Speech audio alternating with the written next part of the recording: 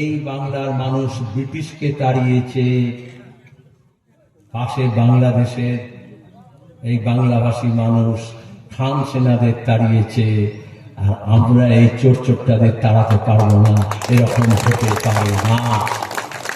প্রণয় গান্ধী শুধু বলতে পারে তা নয়, সে তো বলতে পারে, আপনারা জানেন, আপনাদের মনের ব্যথা, জ্বালা, যন্ত্রণা, সমস্যার কথা বিধানসভায় শুধু গিয়ে বলবে তা নয়, ও লড়তেও পারে। লড়ে ভিড়ে কেড়ে কুড়ে উন্নয়নের ভাগ আপনাদের এখানে নিয়ে আসবে, এই গ্যারান্টি সিপিআইএম কাছে হাতে দিচ্ছে। বিচার চাইতে গিয়েছেন, কোন বিজেপির নেতা তাকে দেখা করতে দেয়নি, দেখাও করেননি। কে দেবে না?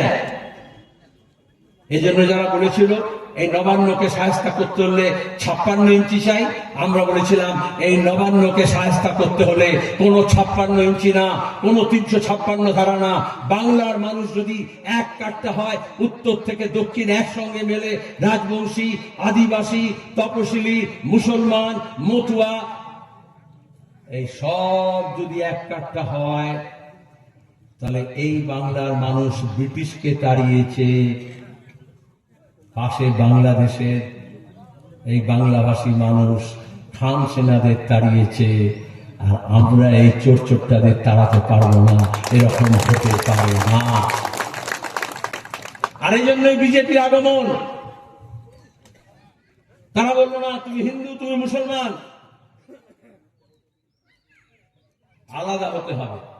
এ রাজবংশী, এ কোচ, এ আদিবাসী, এ তপশিলি, এ মুসলমান, এ নমশূদ্র, এ পূব, এ পশ্চিম, এইভাবে ভাগ করেছে। তারপরে বলছে বামপন্থীরা দুর্বল হয়ে গেছে। আসলে বামপন্থী দুর্বল হলো না, মানুষের ঐক্য দুর্বল হলো।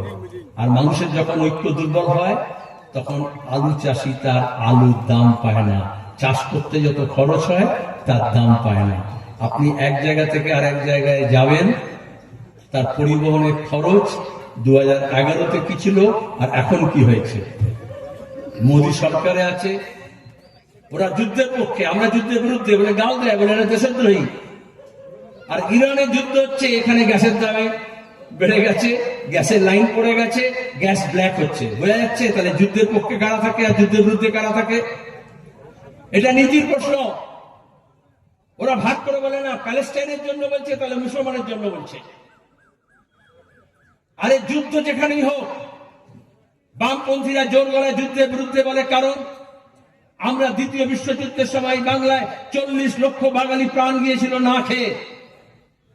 তখন এই বিজেপি যে শ্যামাপ্রসাদ মুখার্জিকে নিয়ে নাচানাচি করে, ব্রিটিশ জমানায় তিনি ছিলেন খাদ্যমন্ত্রী, কালোবাজারি হয়েছে, মুনাফাখরি হয়েছে, মজুতদারি হয়েছে, বড় বড় সেট, তাদের আঙুল ফুলে কলা গাছ হয়েছে।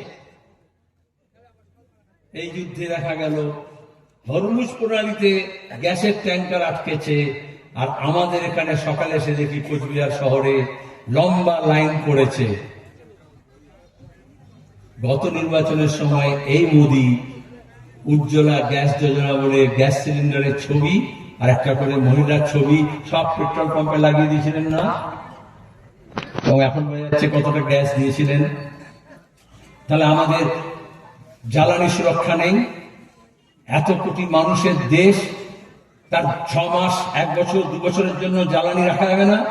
আরে আমাদের বাড়িতে বর্ষাকালের আগে সে ঘুঁটে হোক, গুল হোক, কয়লা হোক, কাঠ হোক, খড় হোক, জোগাড় করে রাখতে হয়, কারণ পরের 3 মাস আগুন জ্বালাবো কি করে।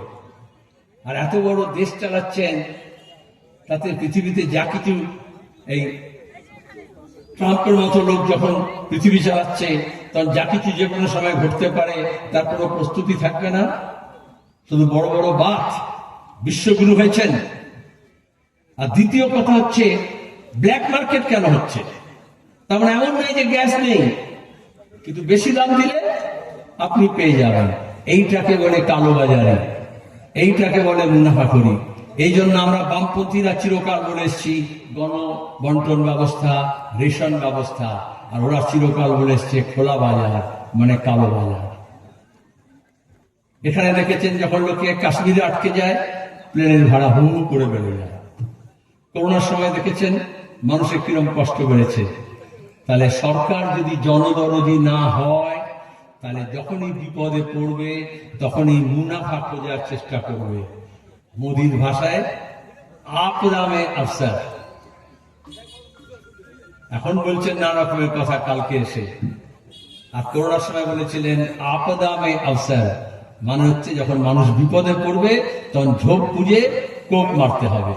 তখন মোদি কেয়ার ফান্ডের নাম করে দেশি বিদেশি কোম্পানিগুলোর কাছ থেকে হাজার হাজার কোটি টাকা লুট করেছেন, আজ পর্যন্ত কোনো হিসেব দেননি। কত লোক মারা গেছে তার হিসেব দেননি। এই প্রশ্নগুলো কে করবে? তৃণমূল দেখাবে বিজেপির বিরুদ্ধে ব্যাপক যুদ্ধ হচ্ছে, বিজেপি দেখাবে তৃণমূলের বিরুদ্ধে ব্যাপক যুদ্ধ হচ্ছে। কে কার বিরুদ্ধে যুদ্ধ লড়ছে? এই আলিপুরদুয়ার, জলপাইগুড়ি, কুচবিহারে 5 বছর আগে যে তৃণমূল ছিল, এখন বিজেপি ছিল, সে তৃণমূল প্রতিদিন পাল্টাচ্ছে না। গতবারে যারা এমএলএ হয়েছিল বিজেপির, এবার তৃণমূলে গিয়ে জয়েন করেনি। আরে এখানে যাকে রাজ্যসভা মেম্বার বিজেপি করলো, সে এখন তৃণমূলে চলে গেল না টপকে। তাহলে জাতিসত্তার নামে, ধর্মের নামে, ভাষার নামে মানুষকে ভাগ করা হয়, আর লুটেরাদের দলের মধ্যে নিজেদের কোনো তফাৎ নেই। এই জন্য আমরা বললাম এই বিজেপি তৃণমূল একে অপরের পরিপূরক, আর তারা মানুষকে ভাগ করছে মন্দির মসজিদের নাম করে। মন্দির ও মসজিদের সঙ্গে কোনো বিরোধ না। সিপিএম তৈরি হওয়ার আগে, তৃণমূল তৈরি হওয়ার আগে, বিজেপি তৈরি হওয়ার আগে, এই দেশ তৈরি হওয়ার আগে থেকে লোকেরা উপাসনা করে, উপাসনা গৃহ আছে। কিন্তু মমতা ব্যানার্জি আর মোদীর রাজনীতি হচ্ছে, গত লোকসভা নির্বাচনে মোদী বললেন ভব্য রাম মন্দির তৈরি করে দিলাম, মন্দিরের নামে ভোট দাও। তাহলে মমতা বললো আচ্ছা তুমি একটা রামের মন্দির করেছো, আমি দীঘায় জগন্নাথ মন্দির করলাম। তারপর দেখলো জগন্নাথ মন্দির করলে উত্তরের লোকের তো মন ভিজবে না, মেদিনীপুরে কিছুটা মন ভিজতে পারে।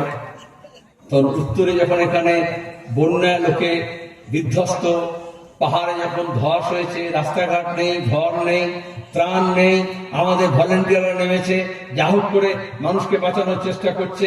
মমতা এসে বললেন আমি মহাকাল মন্দির করে দেবো।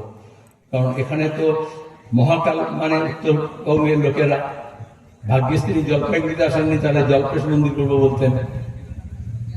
আবার কলকাতায় গিয়ে দেখলেন মহাকাল বললে তো উত্তরবঙ্গের লোককে না বলা গেল, শিলিগুড়ির লোককে। কিন্তু কলকাতার লোকজন তো কি হবে, বললো ঠিক আছে কলকাতা একটা দুর্গাঙ্গন করে দেবো। যেমন ভোটের ব্যাপারে বললাম তৃণমূল খুচরো লুট করে, বিজেপি বড় লুট করে, ওরকম বিজেপি গোটা দেশে একটা করে নিয়ে রাম মন্দিরের নাম করে করেছিল, হিন্দুত্বের নাম করে। আর মমতা এরকম দক্ষিণে একটা, মধ্যে একটা, উত্তরে একটা মন্দির রাজনীতি করছেন। আমরা বলি मंदिर मस्जिद गुरुद्वारों में बांट दिया भगवान को, मंदिर मस्जिद गुरुद्वारों में बांट दिया भगवान को, धरती बाटी सागर बाटा मत बाटो इंसान को। আসলে ধর্মের নামে মন্দির মসজিদ গির্জা গুরুদ্বার নাম করে ভগবানকে ভাগ করেছো, কিন্তু মানুষকে ভাগ হতে আমরা দেব না। আর এই জন্য জ্যোতি বসু বলেছিলেন ধর্মের সঙ্গে রাজনীতি মেশাবেন না। বাংলাদেশে দেখলাম তো ধর্মের নামে রাজনীতি করলে কি হয়, এখন তো নেহাত ভোট হয়ে গেল বলে। তাহলে এখানে রোজ খবরের কাগজে বড় বড় করে বেরোতো, আর রোজ বিজয়ী বলতো দেখো ওখানে কি হচ্ছে, তাহলে এখানেও এরকম হতে হবে। তাহলে ওখানে সংখ্যালঘুদের উপর অত্যাচার হচ্ছে, এখানেও সংখ্যালঘুদের উপর অত্যাচার করতে হবে। আসলে এটা ধর্মের ব্যাপার না, ধর্মকে ব্যবহার করে অপকর্ম করা। আর সেখানে দাঁড়িয়ে আমরা এখানে 34 বছর বামফ্রন্ট সরকার চালিয়েছি। তার আগেও এখানে অনন্তদা বললেন, নরেন্দ্র বলল, আর লড়াই আমাদের আরো অনেক পুরনো, নতুন প্রজন্মের ছেলে মেয়েদের বুঝতে হবে। আমরা এখানে বারবার বলেছি লড়াই লড়াই লড়াই চাই, কিন্তু সে লড়াই ধর্মের নামে না, সে লড়াই মন্দির মসজিদের নামে না, সে লড়াই জাতপাতের নামে না, সে লড়াই মহিলা পুরুষের নামে না। সে লড়াই হচ্ছে জমির জন্য লড়াই। যোদ্ধা জমিদারের বিরুদ্ধে লড়ে বলেছি লাঙল যার জমি তার, এইটা হচ্ছে লড়াই। আগে ছিল কিছু উচ্চ শিক্ষিত মানুষ থাকবে, উচ্চবিত্ত মানুষ থাকবে, বাকিদের শিক্ষা থাকবে না। আমরা বললাম শিক্ষা সবার, শিক্ষার অধিকার আছে। তবেই তো প্রাইমারি স্কুল হলো, তবে তো প্রাইমারি স্কুল থেকে জুনিয়র হাই হলো, জুনিয়র হাই থেকে হাই হলো, হাই থেকে হায়ার সেকেন্ডারি হলো, তারপরে কলেজ, তারপরে বিশ্ববিদ্যালয়। আর এখন স্কুলগুলো বন্ধ হচ্ছে। যেমন পাট্টা পাওয়া জমি কেড়ে নিচ্ছে, তেমনি যারা স্কুল যেখানে তৈরি হয়েছিল সেই স্কুলগুলো দখল হয়ে যাচ্ছে। শিক্ষক নেই, মাদ্রাসা বন্ধ হচ্ছে, স্কুল বন্ধ হচ্ছে। তাহলে যদি লড়তে হয় শিক্ষার জন্য, স্বাস্থ্যের জন্য, আমরা শুধু হাসপাতাল, বড় হাসপাতাল না, একেবারে primary health centre, subsidiary health centre, উপস্বাস্থ্য কেন্দ্র গড়ে তোলা হয়েছিল। দুয়ারে সরকার না, কিন্তু দুয়ারে যাতে চিকিৎসা পৌঁছয়, প্রসব যন্ত্রণা মায়ের কাছে যাতে সরকারি ব্যবস্থা পৌঁছয়। আর আজকে দাঁড়িয়ে আমরা দেখলাম আপনাদের এখানকার উপস্বাস্থ্য কেন্দ্র, স্বাস্থ্য কেন্দ্রের অবস্থা কি, হাসপাতালগুলোর অবস্থা কি, শুধু রেফার করে দেবে। কোচবিহারের মানুষ সবচেয়ে বড় দাবি হচ্ছে যে আমাদের এখান থেকে দক্ষিণ ভারতে রেল চালাতে হবে, কারণ পেশেন্ট নিয়ে যেতে হয় আর পরিযায়ী শ্রমিক হয়ে যেতে হয়। এই যাওয়ার জন্য, আসার জন্য ট্রেনের ব্যবস্থা করে দিতে হবে। সেই ট্রেন দরকার আছে, কিন্তু পরিযায়ী শ্রমিক অন্য জায়গায় গিয়ে কাজ করবে, তার জন্য ট্রেন থেকে বেশি দরকার হচ্ছে এইখানে কলকারখানা গড়ে তুলতে হবে, যাতে এইখানকার ছেলে মেয়ে এইখানেই কাজ পায়। এইখানে চিকিৎসা ব্যবস্থা গড়ে তুলতে হবে, যাতে পেশেন্ট নিয়ে ওখানে যাওয়ার থেকে এইখানে চিকিৎসার ব্যবস্থা হয়। সেই কাজে আমরা তিল তিল করে গড়ে তুলছিলাম। আজকে দাঁড়িয়ে আমরা যে সেচের ব্যবস্থা করেছিলাম, তিস্তা প্রকল্প বড় করে নেওয়া হয়েছিল। আমি রাজ্যসভার মেম্বার ছিলাম, যুক্ত ফ্রন্টের সরকার ছিল দেবেগৌড়া গুজরালের। আমরা লড়াই করে বলেছিলাম তিস্তা প্রকল্প জাতীয় প্রকল্প হবে, আগে রাজ্য প্রকল্প ছিল। আর মোদী মমতার সরকার এলো, ঘাপটি মেরে চুপচাপ তিস্তা প্রকল্পকে বন্ধ করে দিল। যা হয়েছিল বামফ্রন্টের আমলে। আর এখন ওরা নদী বাঁধ দেবে। আপনাদের এখানে চর থেকে উদ্ধার করছিল না, চর থেকে উৎখাত করছিল না।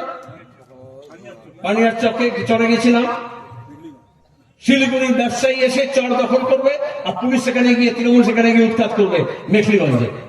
এই লাল ঝান্ডা গেড়ে আমরা বলেছিলাম না, এখান থেকে উৎখাত হতে দেব না।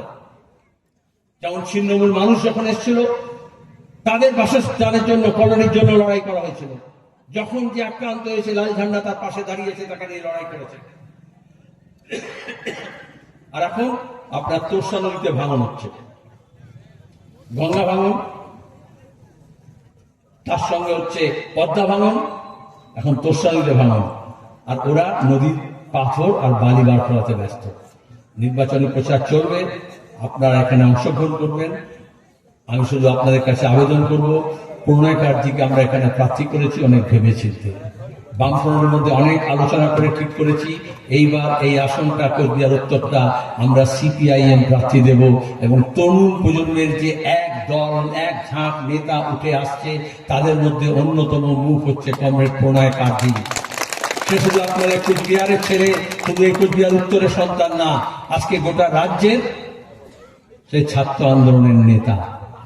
এবং আমরা যারা, আমাদের বয়স হয়ে যাচ্ছে, আমরা আর বেশি দিন রাজনীতি করব না, কিন্তু এই বাংলাকে বাঁচাতে হলে, এই বাংলাকে গড়তে হলে আমাদের নতুন প্রজন্মের শিক্ষিত, মার্জিত এবং যাদের মধ্যে লড়ার তেজ আছে, পুলিশের ডান্ডার সামনে দাঁড়িয়েও লড়তে পারে, গুন্ডা বদমাইশের সামনে তেজি নিয়ে মোকাবিলা করতে পারে, সেমন নেতৃত্ব গড়ে তুলতে হবে।